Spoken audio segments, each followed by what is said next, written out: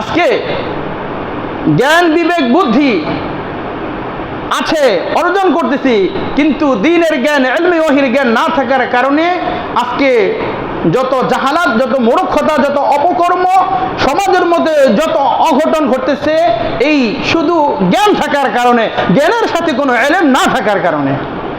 দ্বিতীয় নম্বর হলো লজ্জা। আল্লাহ তাআলা বললেন, ইলম, লজ্জা যদি কোনোভাবে থেকে যায় তাহলে তোমারও সেখানে থাকতে হবে, অবস্থান করতে হবে। বলে আমার কেন থাকতে হবে?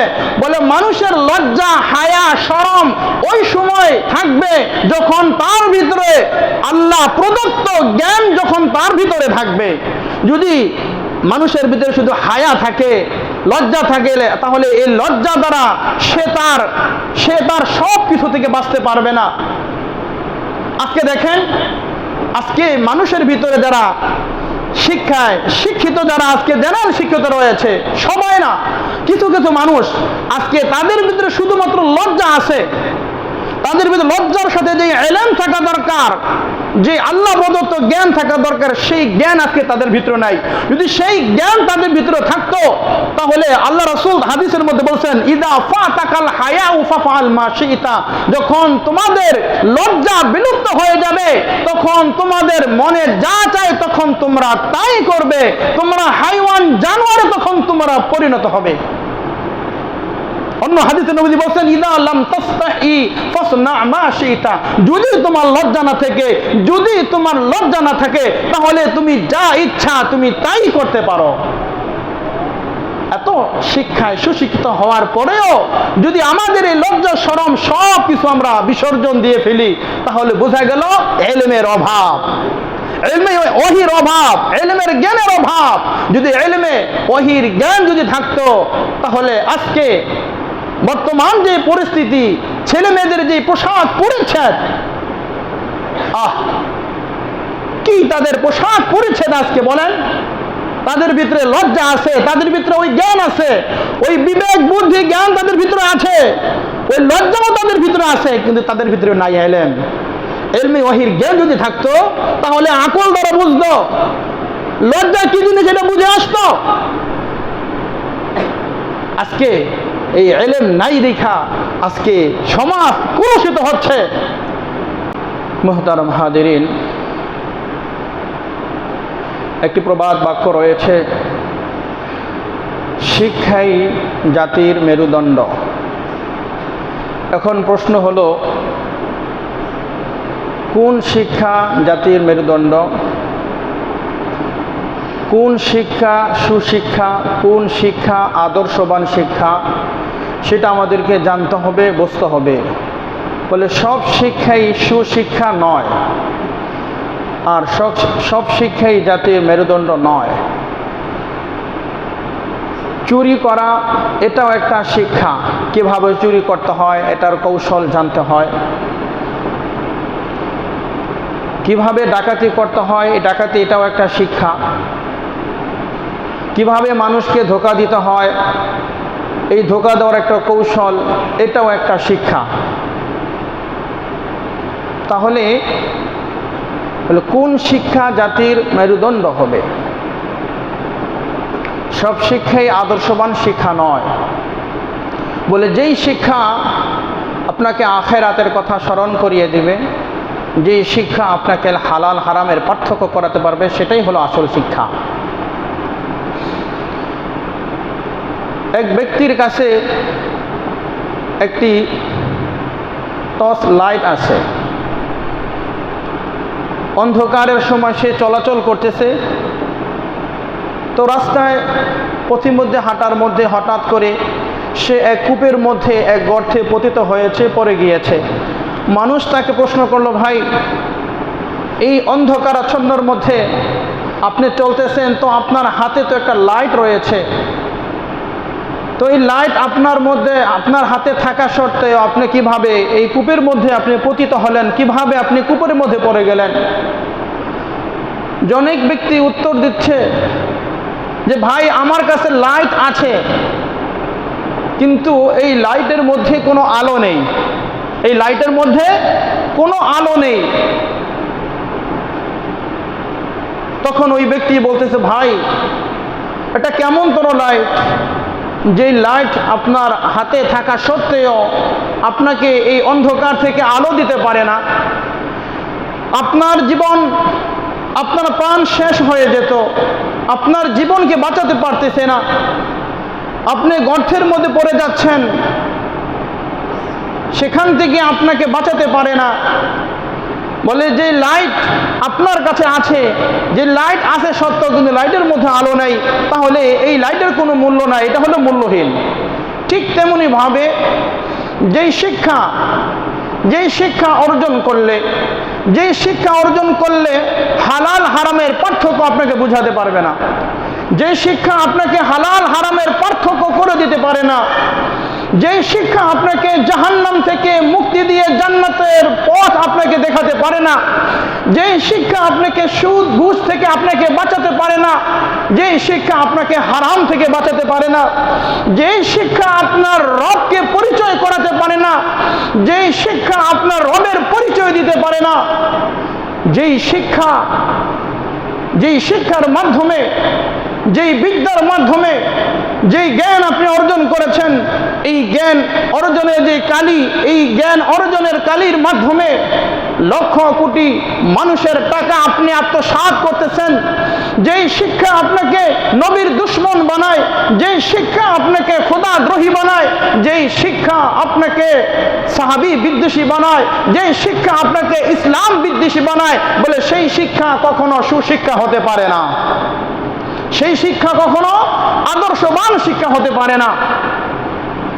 যেই শিক্ষা আপনাকে নাস্তিক আর মুরতাদ বানায়, যে শিক্ষা আপনার ঈমানকে বাঁচাতে পারে না, যে শিক্ষায় আপনাকে নাস্তিক আর মুরতাদে পরিণত করে, বলে এটা কখনো সুশিক্ষা হতে পারে না, এই শিক্ষা কখনো জাতির মেরুদণ্ড হতে পারে না।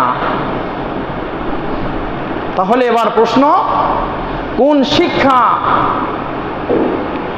শিক্ষাই আসল শিক্ষা, কোন শিক্ষা আদর্শবান শিক্ষা, কোন শিক্ষাই জাতির মেরুদণ্ড?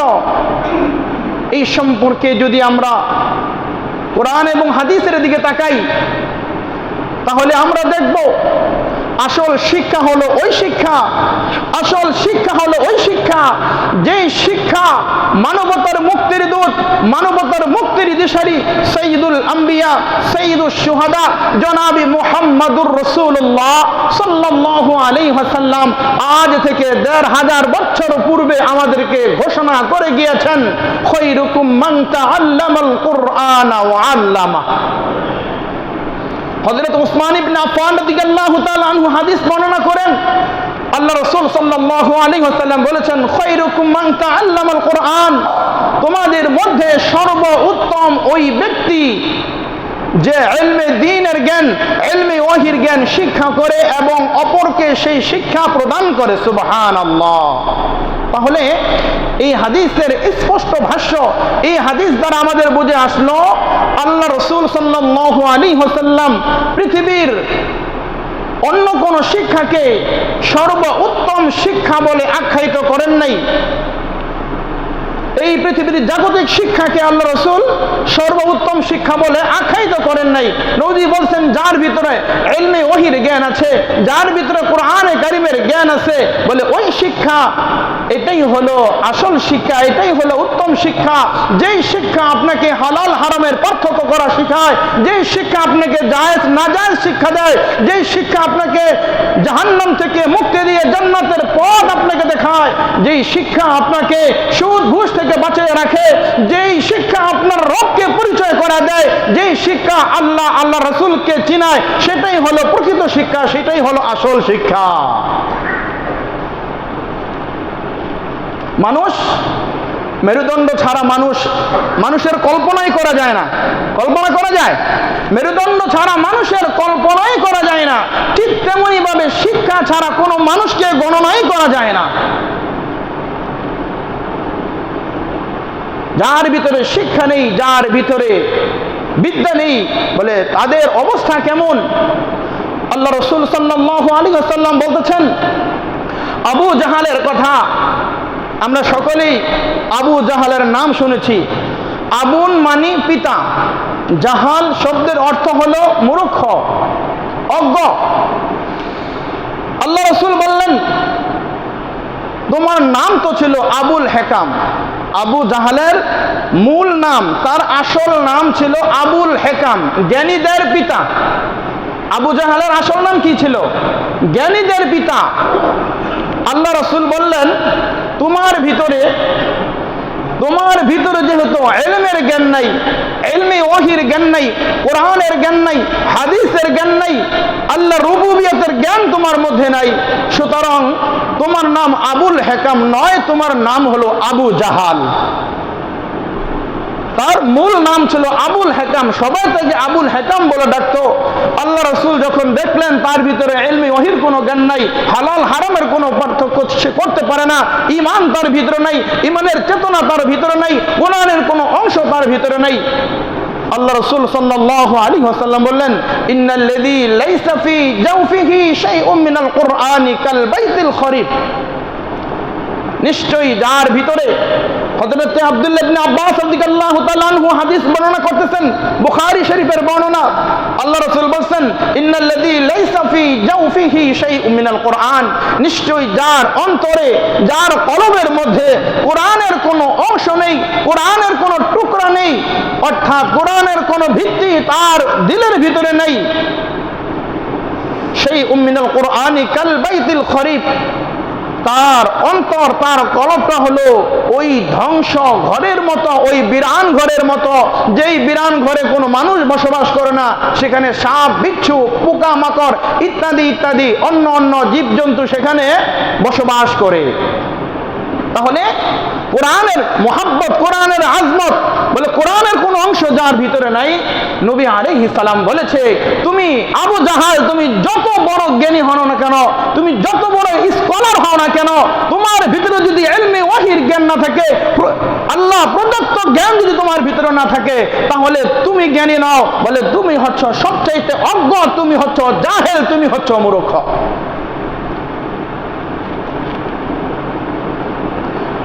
আজকে পৃথিবীতে আবু জাহালের মতো অগণিত অসংখ্য জাহালাত, মূর্খতা, অনেক বড় বড় যারা আজকে নিজেদেরকে পণ্ডিত বলে দাবি করে, নিজেদেরকে বুদ্ধিজীবী বলে দাবি করে, নিজেদেরকে জ্ঞানী বলে দাবি করে, আল্লাহ রাসূল বলতেছেন, বলে তোমরা ওই আবু জাহালের মতো ওই মূর্খ যাদের ভিতরে কোরআন নেই, কোরআনের কোনো ইলম নেই, কোরআনের কোনো জ্ঞান যাদের ভিতরে নাই।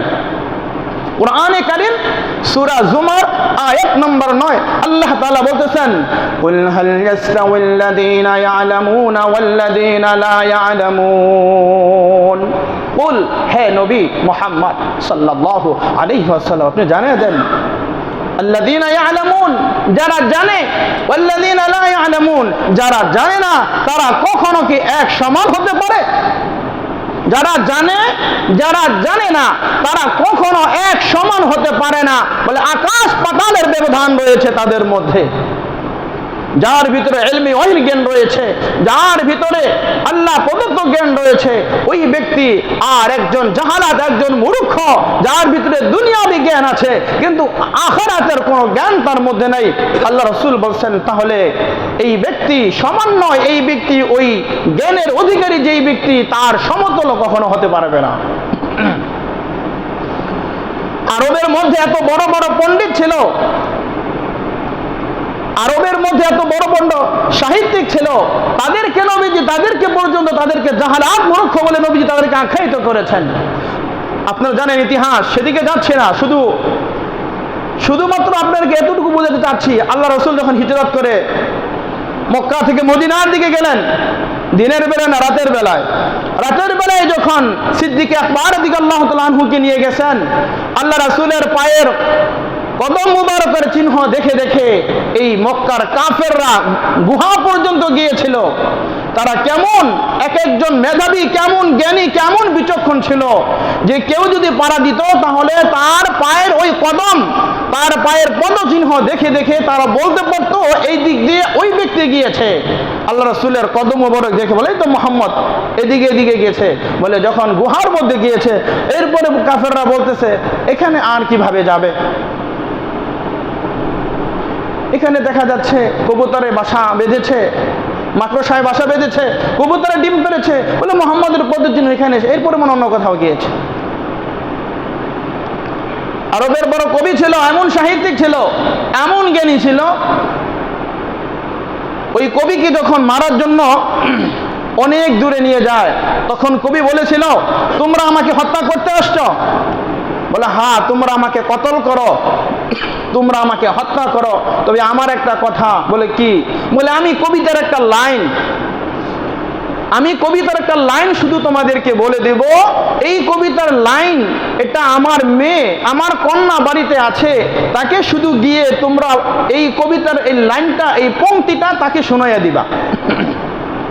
কবিকে তখন তারা সেখানে হত্যা করেছে, কতল করেছে। এবার ওই কতলকারীরা, হত্যাকারীরা এসে তার মেয়েকে খুঁজে, তার কন্যা সন্তানকে খুঁজে বলে, শোনো, বিস্তারিত ঘটনা বলে নাই, শুধু এতটুকু বলছে, শোনো, তোমার বাবা আমাদের কাছে একটা কবিতার একটা লাইন আমাদেরকে বলেছেন, এটা তোমার কাছে পৌঁছে দিতে। তার এই কথাটা পৌঁছে দেওয়ার জন্য আমরা আসলাম। বলে, কি সেই কবিতা, কি সেই কবিতার লাইন বলো তো? বলে, তিনি আমাদেরকে কবিতার একটা লাইন শুনিয়ে দিয়েছেন।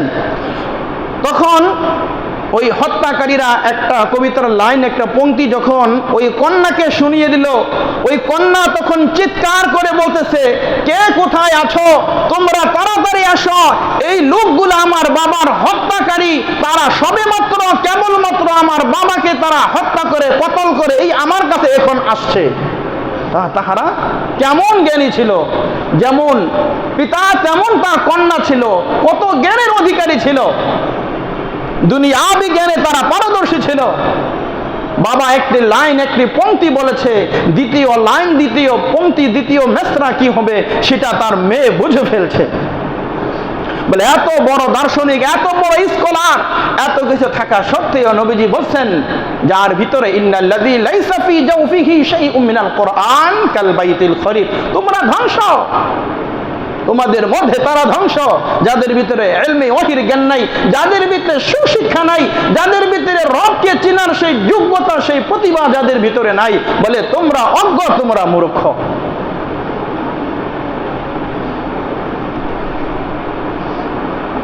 ইলমে ওহীর জ্ঞান, সুশিক্ষার জ্ঞান, আদর্শবান হওয়া, সুশিক্ষায় সুশিক্ষিত হওয়া, এটা অনেক অনেক অনেক বড় সিফাত, এক গুণের বিষয় এটা।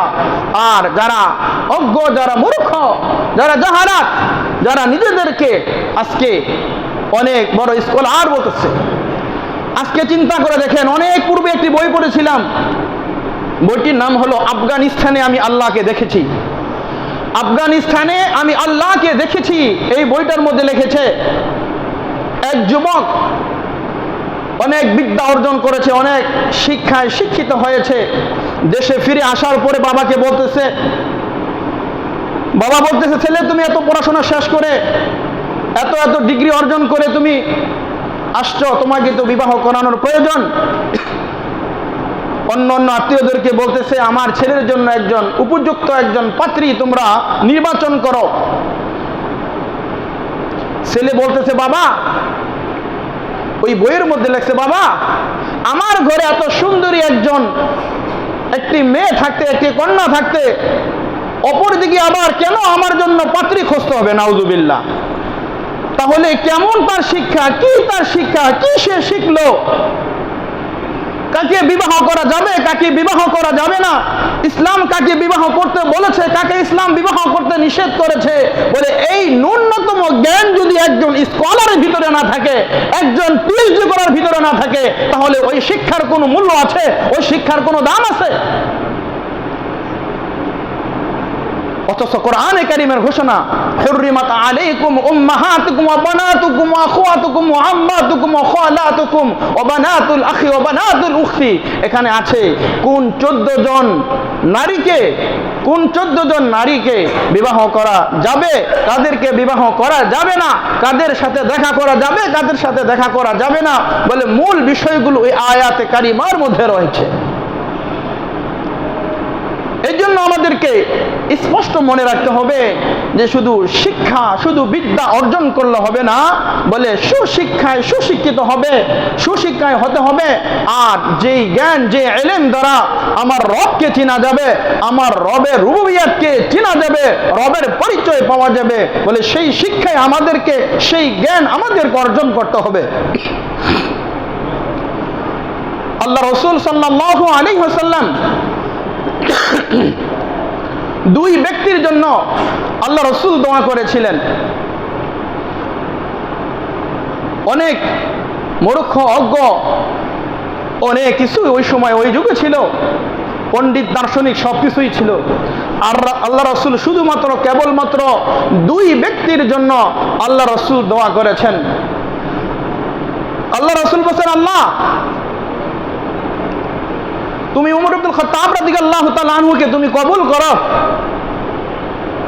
পরবর্তীতে তিনি মুসলিম জাহানের দ্বিতীয় খলিফা হয়েছেন।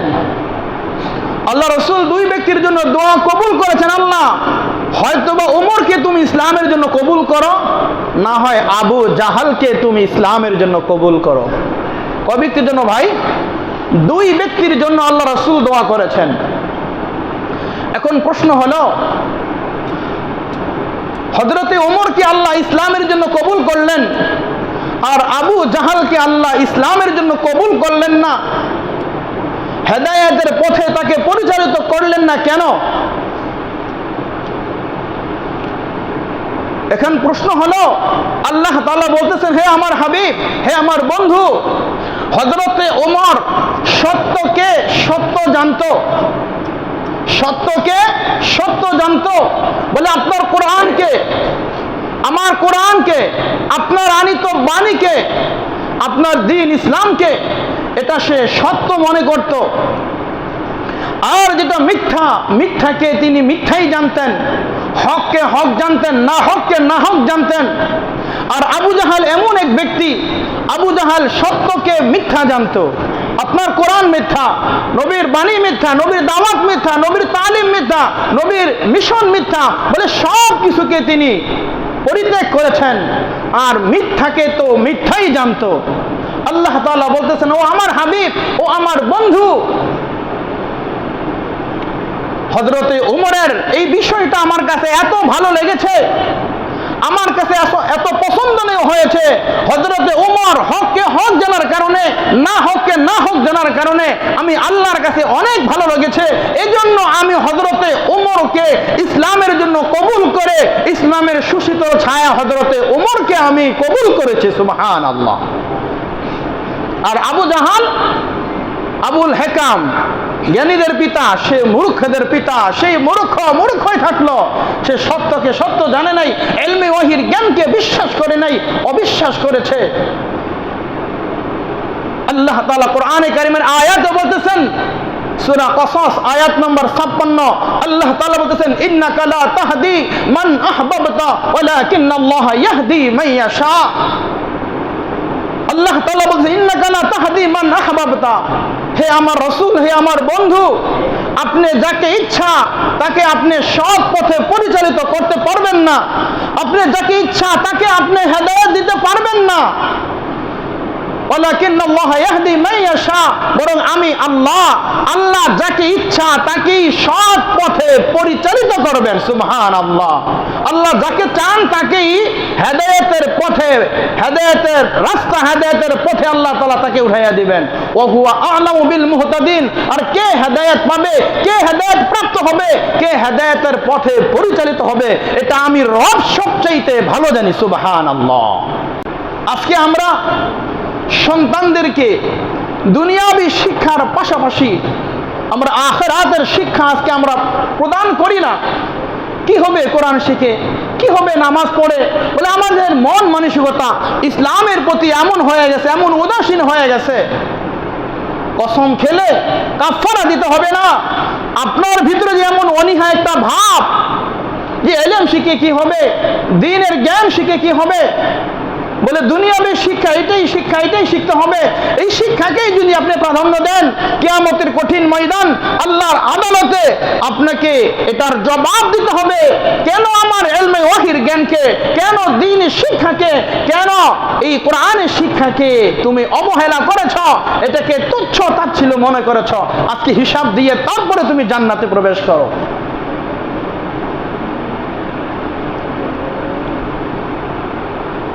হযরতে ওমর কেমন ছিল? আবু জাহাল বলছে, কে মুহাম্মাদের কল্লা আনতে পারবে? ওমর বলছে, লাব্বাইক, আমি আছি। ওমর তরবারি নিয়ে গেছে রাসূলুল্লাহর কল্লা আনার জন্য। সাহাবায়ে কেরাম বসা ছিল, নবীজিকে বলতে, ইয়া রাসূলুল্লাহ, ওমর আসতেছে, তরবারি নিয়ে আসতেছে, আপনি হুকুম করেন ওমরকে শেষ করে দেই। নবীজি বলছেন, না, ওমরকে আসতে দাও। যদি ওমরের উদ্দেশ্য ভালো হয় তাহলে তো ওমর বেঁচে যাবে, তাহলে তো ভালো। আর ওমরের উদ্দেশ্য যদি খারাপ হয় তাহলে ওমরের তরবারি ওমরকে ফয়সালা করে দিবে। অনেক দূর থেকে হযরত ঘোড়া থেকে নেমে তাশাহুদের শুরুতে বসে নবীজিকে বলে, ইয়া রাসূলুল্লাহ, আমি আর দেরি করতে চাই না, আমাকে পড়ে দেন আশহাদু আল্লা ইলাহা ইল্লাল্লাহ ওয়া আশহাদু আন্না মুহাম্মাদার রাসূলুল্লাহ। সত্যকে সত্য জানছে, ঘুরে এসে মুহাম্মাদের কল্লা আনবে দূরের কথা, এবার নবীজির কাছ থেকে বায়াত হইয়া ইসলাম গ্রহণ কইরা আয়েশা বলতেছে, আবু জাহাল, আশহাদু আল্লা ইলাহা ইল্লাল্লাহ ওয়া আশহাদু আন্না মুহাম্মাদার রাসূলুল্লাহ। আবু জাহাল চিন্তা করে, ব্যাপারটা কি? পাঠাইলাম উমরের কল্লা আনতে, পাঠাইলাম মুহাম্মাদের কল্লা আনতে, আর উমরে দেখি ইসলামের সুশীতল ছায়ার মধ্যে ভিতরে প্রবেশ করেছে, ইসলাম গ্রহণ করেছে। আল্লাহ, ওই যে নবীজি দোয়া করেছেন, আর আল্লাহ হযরতে ওমরের এই সত্য, ওই দিলের এই মনের ভাব, কামনা, কল্পনা, জল্পনা আমার রব দেখেছেন। এই জন্য রব বলেছেন, ইন্নাকা লা তাহদি মান আহবাবতা ওয়ালাকিন্নাল্লাহা ইয়াহদি মান ইয়াশা। ওগো নবীজি, আমি কাকে হেদায়েতের পথে চালাবো, কাকে হেদায়েতের পথ আমি দেখাবো, এটা আমি রব সবচাইতে ভালো জানি। সুবহানাল্লাহ। আল্লাহ রাসূল সাল্লাল্লাহু আলাইহি সাল্লাম, বুখারীর হাদিস, হযরত আব্দুল্লাহ ইবনে আব্বাস রাদিয়াল্লাহু তাআলা আনহু, রাইসুল মুফাসসিরিন যাকে বলা হয়, তিনি হাদিস বর্ণনা করতেছেন। আল্লাহ রাসূল বলেছেন, কুল্লু মাউলুদিন ইউলাদু আলাল ফিতরাহ فأبواه يهودانه أو ينصرانه أو يمجسانه أو كما قال عليه الصلاة والسلام। আল্লাহ রাসূল সাল্লাল্লাহু আলাইহি ওয়াসাল্লাম বলতেছেন, কুল্লু মাউলুদিন ইউলাদু আলাল ফিতরাহ, প্রত্যেকটা নবজাতক, প্রত্যেকটা সন্তান ফিতরতের উপরে জন্মগ্রহণ করে, অর্থাৎ ইসলামের উপরে জন্মগ্রহণ করে। সুবহানাল্লাহ। মুসলমানের সন্তান, হিন্দুর সন্তান, বৌদ্ধর সন্তান, খ্রিস্টানের সন্তান বলে যারা পৃথিবীতে ভূমিষ্ঠ হয়, তারা মুসলিম হিসাবে তারা পৃথিবীতে ভূমিষ্ঠ হয়। তারা ইসলামের উপরে ততক্ষণ পর্যন্ত থাকে যতক্ষণ পর্যন্ত তারা বালেগ না হয়। এই শিশু বাচ্চাগুলো যদি মারা যায়, এখানে অনেকগুলো মতভেদ রয়েছে। বলে এই মুসলিম অমুসলিম যাদের বাচ্চাগুলো রয়েছে, আমরা যখন জান্নাতে প্রবেশ করব, বলে জান্নাতীদের খেদমত করার জন্য এই ছোট ছোট নাবালেগ বাচ্চাগুলো, এই নবজাতক বাচ্চা যারা ফিতরতের উপরে, ইসলামের উপরে জন্মগ্রহণ করেছে, তারা আমাদের খাদেম হিসেবে তারা পানপাত্র এবং তারা মগ ভরে জান্নাতের শরাব, জান্নাতের পানি নিয়ে পুরা জান্নাতে তারা ঘোরাফেরা করবে। সুবহানাল্লাহ। মুসলিমের সন্তান যখন শৈশবে মারা যায়, এই সন্তানগুলা সপ্তম আকাশে হযরত ইব্রাহিম আলাইহিস সালাম বাইতুল মামুর যে মসজিদ, সেখানে তিনি আছেন, বলে সেই বাইতুল মামুরে সেখানে ইব্রাহিম আলাইহিস সালামের কাছে এই নবজাতক মাসুম বাচ্চাগুলা যারা শৈশবে ইন্তেকাল করে, আল্লাহ তাআলা তার কাছে দিয়ে রাখছেন। কিয়ামতের কঠিন ময়দান জান্নাতের সেবক হিসেবে, খাদেম হিসেবে এই সকল বাচ্চাদেরকে আল্লাহ তাআলা তাদেরকে খাবার পরিবেশনের জন্য আল্লাহ তাআলা তাদেরকে আদেশ করবে। সুবহানাল্লাহ। তাহলে এই হাদিসের মধ্যে স্পষ্ট বুঝে আসলো যে আমাদের সন্তান যেগুলা জন্মগ্রহণ করে, এই প্রত্যেকটা নবজাতক, প্রত্যেকটা সন্তান, এই শিশু সন্তান তারা ফিতরতের উপরে, ইসলামের উপরে জন্মগ্রহণ করে। সুবহানাল্লাহ। فأبواه يهودانه أو ينصرانه أو يمجسانه, তার মা এবং তার বাবা তার মাতা এবং তার পিতা তাকে ইহুদি বানায়, তার মাতা এবং তার পিতা তাকে খ্রিস্টান বানায়, তার মা এবং তার বাবা তাকে সূর্য পূজারী বানায়, তার মা এবং বাবা তাকে চন্দ্র পূজারী বানায়। মুসলমানের ঘরে সন্তান যখন ভূমিষ্ঠ হয়, হওয়ার সাথে সাথেই আজানের ধ্বনি, আল্লাহ তাআলার একাত্মবাদের ধ্বনি, তাওহীদের ধ্বনি, নবীর যেই রিসালাত এবং নবুয়তের যেই মিশন, বলে আশহাদু আল্লা ইলাহা ইল্লাল্লাহ ওয়া আশহাদু আন্না মুহাম্মাদার রাসূলুল্লাহ, বলে নবীর নবুয়তের যেই কথা, সেই নবুয়তের কথা আমরা সন্তানের কানে পৌঁছে দেই। আল্লাহু আকবার, আল্লাহু আকবার, আল্লাহ সবচেয়ে বড়, আল্লাহ সবচেয়ে মহান, আল্লাহ সর্বশ্রেষ্ঠ, বলে একাত্মবাদের ধ্বনি আমরা সন্তানদের কানে প্রথমেই পৌঁছাইয়া তাদেরকে, মুসলমানের সন্তানদেরকে এই ধ্বনি, এই আওয়াজ তাদের কানে আমরা পৌঁছায় দেই। এরপরে সন্তান বড় হলে আস্তে আস্তে দ্বীনি শিক্ষা, দ্বীনি তালিম, শিষ্টাচার সব কিছু শিখায়। কিন্তু মা বাবা যে খ্রিস্টান বানায়, যেই সন্তানটা খ্রিস্টানের ঘরে হয়, হিন্দুর ঘরে হয়, বৌদ্ধর ঘরে হয়, বলে সেই সন্তানকে একটু বড় হওয়ার পরে তখন আর আল্লাহর পরিচয় তাদেরকে শিখায় না। হিন্দুরা যেমন তিন খোদায়, যারা মুশরিক তারা তিন খোদায় বিশ্বাসী, আর হিন্দুরা যেমন তারা যে প্রতিমার পূজা করে, দেব দেবীর পূজা করে, তারা এটাকেই তারা খোদা বলে বিশ্বাস করে এবং পুনরায় জীবিতকে তারা বিশ্বাস করে না।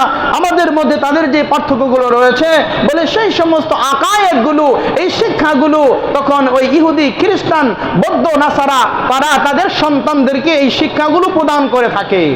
তাই তো আল্লাহ রাসূল সাল্লাল্লাহু আলাইহি ওয়াসাল্লাম বলতেছেন এই কথা, যে তোমাদের সন্তান তো ফিতরাতের উপরে, ইসলামের উপরে জন্মগ্রহণ করে, এই সন্তানগুলোকে বলে তোমরাই এদেরকে মুসলিম বানাও, তোমরাই তাদেরকে মুমিন বানাও, তোমরাই তাদেরকে কাফের বানাও, তোমরাই তাদেরকে নাস্তিক আর মুরতাদ বানাও।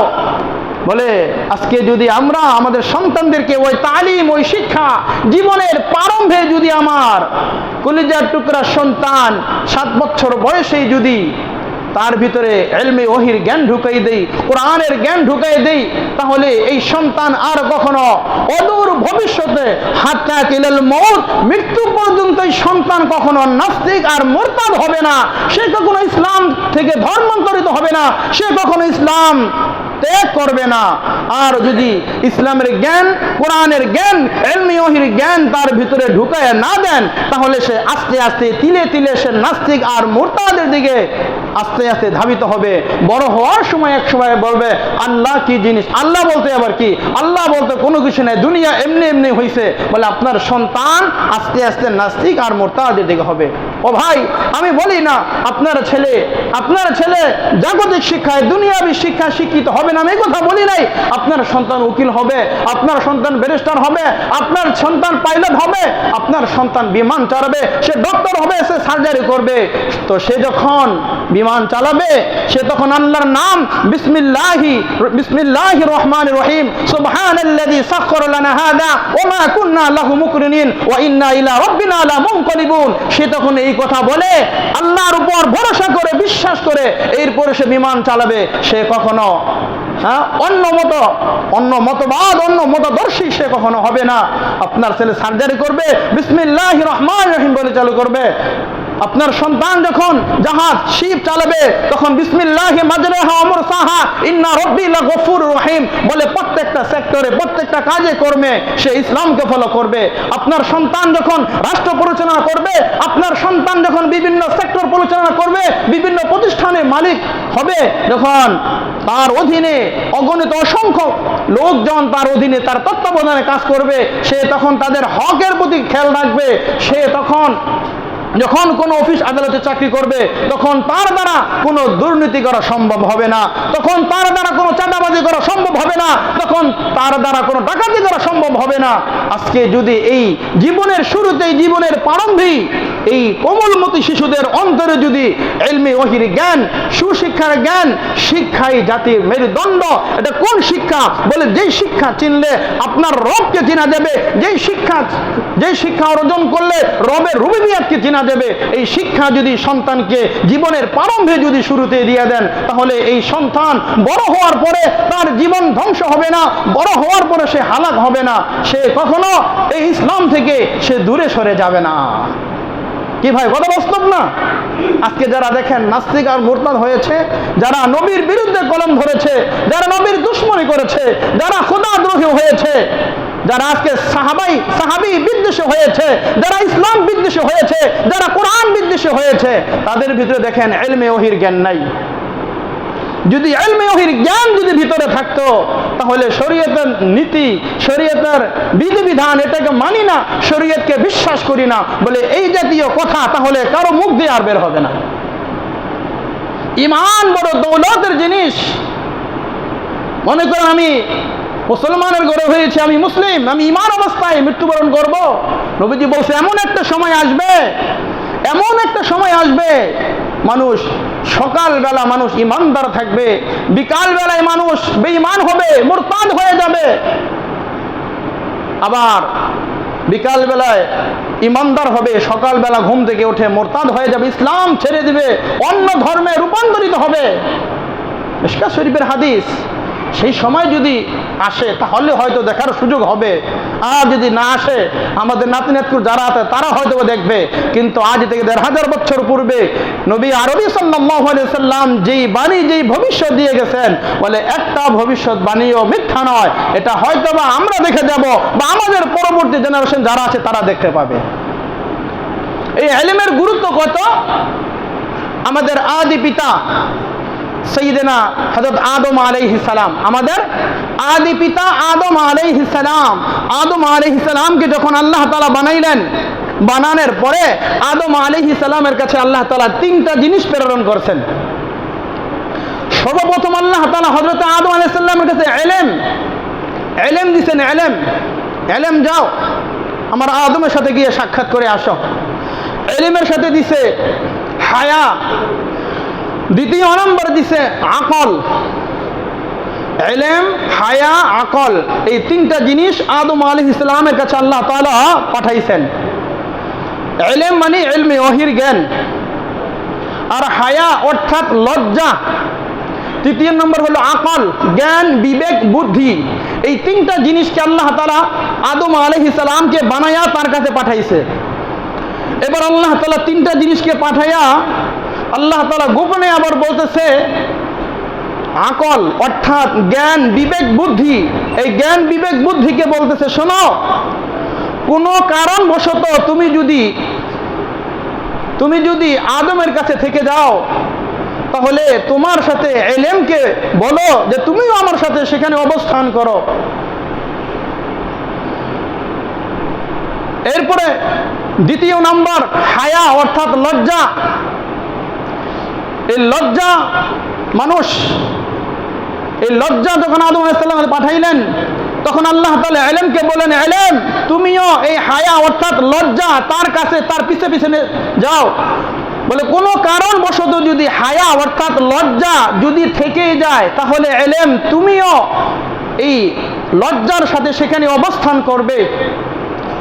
আল্লাহ তাআলা এই 3টা জিনিসের কথা বলার পরে তারা সকলেই প্রশ্ন করতেছে, রব বিষয়গুলো ভালো করে স্পষ্ট আমাদের বোঝা আসলো না।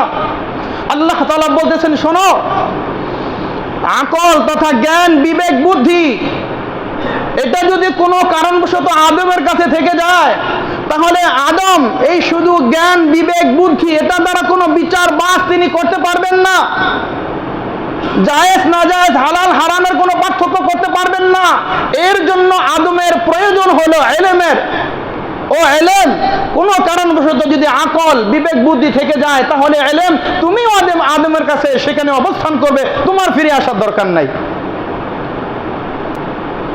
আজকে জ্ঞান, বিবেক, বুদ্ধি আছে, অর্জন করতেছি, কিন্তু দ্বীনের জ্ঞান, ইলমে ওহীর জ্ঞান না থাকার কারণে আজকে যত জাহালাত, যত মূর্খতা, যত অপকর্ম সমাজের মধ্যে যত অঘটন ঘটতেছে, এই শুধু জ্ঞান থাকার কারণে, জ্ঞানের সাথে কোনো ইলম না থাকার কারণে। দ্বিতীয় নম্বর হলো লজ্জা। আল্লাহ তাআলা বললেন ইলম লজ্জা যদি কোনোভাবে থেকে যায় তাহলে তোমারও সেখানে থাকতে হবে, অবস্থান করতে হবে। বলে আমার কেন থাকতে হবে? বলে মানুষের লজ্জা, হায়া, শরম ওই সময় থাকবে যখন তার ভিতরে আল্লাহ প্রদত্ত জ্ঞান যখন তার ভিতরে থাকবে। যদি মানুষের ভিতরে শুধু হায়া থাকে, লজ্জা থাকে, তাহলে এই লজ্জা দ্বারা সে তার সব কিছু থেকে বাঁচতে পারবে না। আজকে দেখেন, আজকে মানুষের ভিতরে যারা শিক্ষায় শিক্ষিত, যারা আজকে জেনারেল শিক্ষিত রয়েছে, সবাই না, কিছু কিছু মানুষ আজকে তাদের ভিতরে শুধুমাত্র লজ্জা আছে। তাদের ভিতরে লজ্জার সাথে যে ইলম থাকা দরকার, যে আল্লাহ প্রদত্ত জ্ঞান থাকা দরকার, সেই জ্ঞান আজকে তাদের ভিতরে নাই।